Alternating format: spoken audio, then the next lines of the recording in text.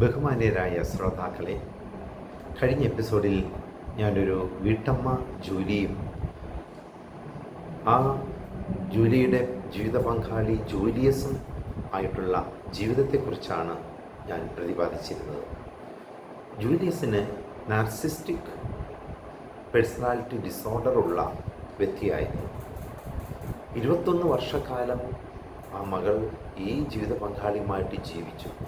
അതിൽ 20 വർഷം നാർസിസ്റ്റിക് പേഴ്സണാലിറ്റിയുള്ള വ്യക്തിയെ സംബന്ധിച്ച് പറഞ്ഞാൽ വളരെ വലിയ അഹങ്കാരിയായിരിക്കും.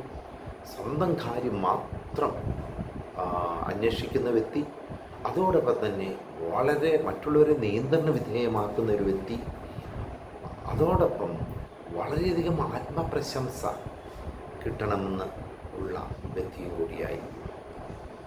അതേ പ്രിയപ്പെട്ടവരെ, എന്നാൽ പൊതുസ്ഥലങ്ങളിൽ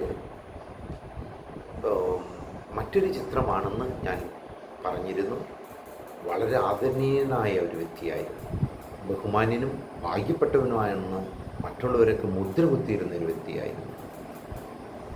യഥാർത്ഥ ചിത്രം കുടുംബത്തിലാണ് ഉണ്ടായിരുന്നത്. ഒരു നാണയത്തിൻ്റെ 2 വശങ്ങൾ എന്നുള്ള രീതിയിൽ ഈ ഇരട്ട മുഖവുമായിട്ട് പേറിക്കൊണ്ട് നടക്കുന്ന വ്യക്തിത്വമായിരുന്നു ജൂലിയസിൻ്റേത്. ഏകദമ്പതി ദർശനത്തിൽ വന്നപ്പോൾ കിട്ടിയ ദർശനമനുസരിച്ച് തീർച്ചയായിട്ടും ജൂലിയസിനെ ജൂലി വളരെയധികം ഇഷ്ടത്തോടുകൂടി തന്നെ തൻ്റെ ജീവിതത്തിലെ യാഥാർത്ഥ്യങ്ങൾ എങ്ങനെ കൈകാര്യം ചെയ്യണമെന്ന് പഠിച്ചത് ഏകത്തിലൂടെയാണ്.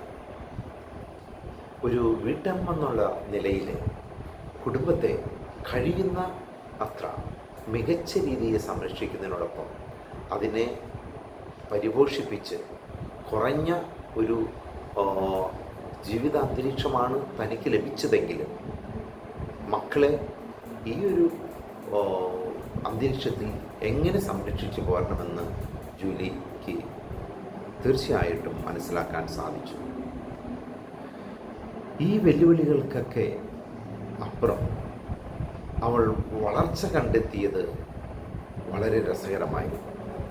മാന്യത എന്നത് മറ്റൊരാളിൽ നിന്ന് നമുക്ക് പിടിച്ചെടുക്കാൻ സാധിക്കുന്ന ഒന്നല്ല എന്ന് മനസ്സിലാക്കി. അത് ഉള്ളിൽ നിന്ന് വരണം. ഒരു വ്യക്തിക്ക് ആ ആന്തരിക സൗമ്യത വളർത്തിയെടുക്കാൻ കഴിയുന്നില്ലെങ്കിൽ ബാഹ്യസമ്മർദ്ദം എത്ര തന്നെ വന്നാലും അവരെ അത് മാറ്റാൻ കഴിയില്ല എന്നുള്ള സത്യമാണ് മനസ്സിലാക്കേണ്ടത്.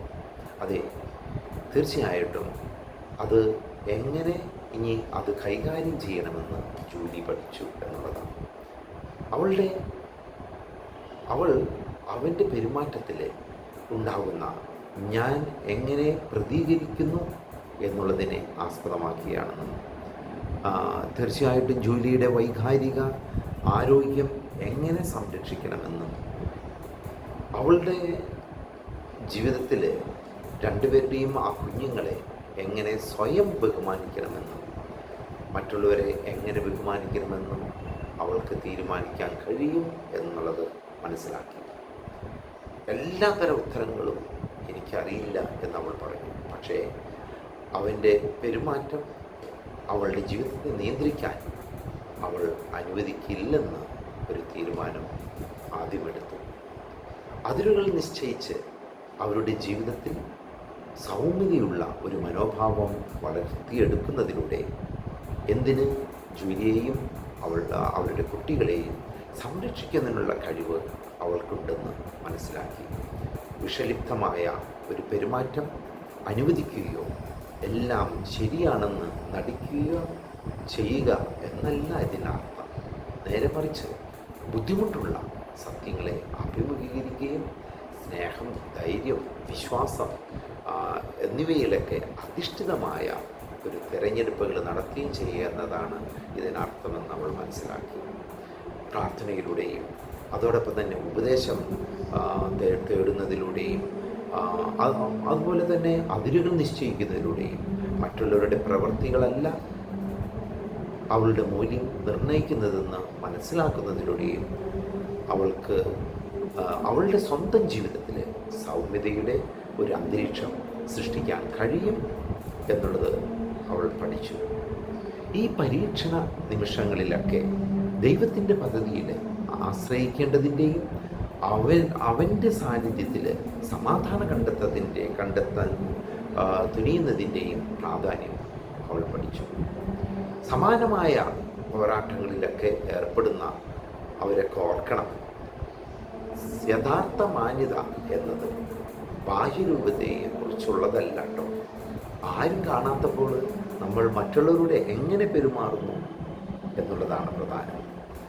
ബുദ്ധിമുട്ടുള്ളപ്പോൾ നമ്മൾ എങ്ങനെ സ്നേഹിക്കുന്നു, മറ്റാരും അങ്ങനെ ചെയ്യുന്നില്ലല്ലോ എന്നും മനസ്സിലാക്കി തോന്നുമ്പോൾ നമ്മൾ അങ്ങനെ ഉയർന്ന ഒരു നിലവാരത്തിൽ ഉറച്ചു നിൽക്കുന്ന എന്നതാണ് നമ്മൾ എടുക്കേണ്ട ഒരു തീരുമാനം.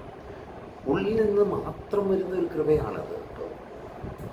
നമ്മൾ എന്ത് സാഹചര്യങ്ങൾ നേരിട്ടാലും നമുക്ക് എപ്പോഴും നേടാൻ കഴിയുന്ന ഒന്നാണ് അത് മനസ്സിലാക്കുക. ഈ ലേഖനത്തിലൊക്കെ ഞാൻ ഇതിൻ്റെ കൂട്ടത്തിൽ പറയുകയാണെങ്കിൽ, ഈ പേഴ്സണാലിറ്റി ഡിസോർഡറുള്ള വ്യക്തി, NPD ഉള്ള വ്യക്തി യഥാർത്ഥത്തിൽ അവർക്ക് അവരുടെ കാഴ്ചപ്പാടിൻ്റെയും വ്യക്തിഗതമായ ധാരണയുടെയൊക്കെ അടിസ്ഥാനമാക്കിയിട്ടുള്ളതാണ് പല കാര്യങ്ങളും. അതുകൊണ്ട് പെരുമാറ്റ രീതികളൊക്കെ തിരിച്ചറിയുന്നതിൽ സ്വയം പ്രതിഫലനം വിലപ്പെട്ടതാണ് എന്നൊക്കെ മനസ്സിലാക്കണം. ഔദ്യോഗിക രോഗനിർണയത്തിനായിട്ടൊരു സൈക്കാട്രിസ്റ്റിൻ്റെ അടുത്ത് ഒന്ന് പോയി അവരെ സമീപിക്കുമ്പോൾ തീർച്ചയായിട്ടും നമുക്ക് വേണ്ടതായ ചില കാര്യങ്ങളൊക്കെ മനസ്സിലാക്കാൻ സാധിക്കും. കൂടാതെ ഏകദമ്പതി ദർശനത്തിൽ വന്ന് സംബന്ധിച്ചാൽ തീർച്ചയായിട്ടും അവരുടെ ജീവിതത്തിൽ, അവരുടെ മനോഭാവത്തിലും കാഴ്ചപ്പാടിലും മറ്റേ പങ്കാളിക്ക് മാറ്റം വരുത്താൻ പറ്റാവുന്നത് മാറ്റം വരുത്തുകയും, പങ്കാളിയല്ല സ്വയമാണ് മാറേണ്ടതെന്നുള്ള ആ ഒരു അവസ്ഥ ഇവിടെ കണ്ടെത്തുകയും ചെയ്യുമെന്ന് ഞാൻ നിങ്ങളെ അറിയിക്കുകയാണ്. ദൈവം നിങ്ങളെല്ലാവരെയും